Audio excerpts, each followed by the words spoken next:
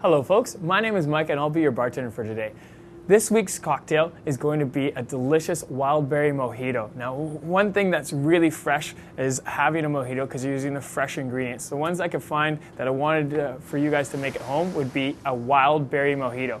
We're going to be making it with raspberries, fresh blueberries, some mint leaves, and some fresh lime wedges. So the first thing we're going to start off is you need to have a muddle. You could have any sort of muddle. This one just happens to be a little bit of a jagged edge on it. We're going to take in 3 limes.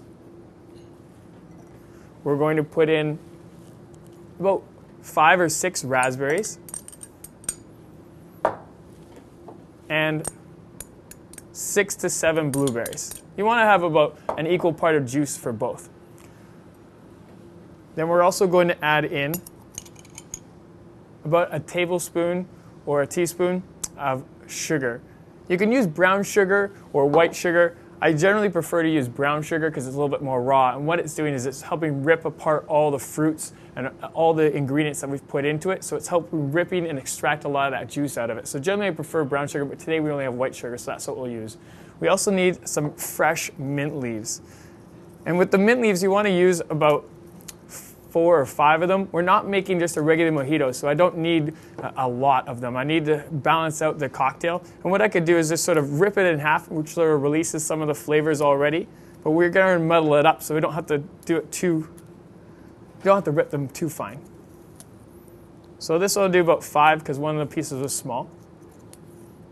So now we have all the ingredients, and what we're going to do is we're going to muddle this up. So what we want to do is put the muddle right into our glass and start pushing and extracting a lot of the juices right out of our fruits that we have in there. The sugar is going to help rip apart some of the fruit that we have, especially the lime, which is rather coarse and really hard.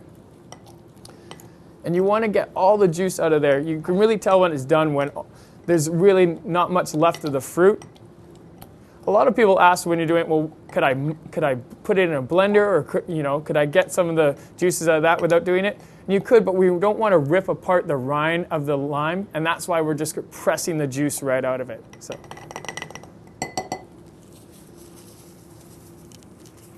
now that we have that done, now we're going to add our alcohol. And what I've used is a Brugal rum, which is a really nice Dominican rum, and this amber sort of color that it has is going to be really nice and flavorful in our wildberry mojito. So I'm going to put an ounce of this. Now once we have that in there, what we want to do is we want to add our ice.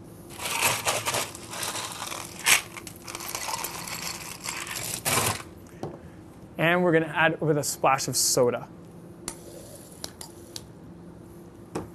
Now I'm going to give this a stir to break down any of the layers that we have and to make sure it's all mixed properly.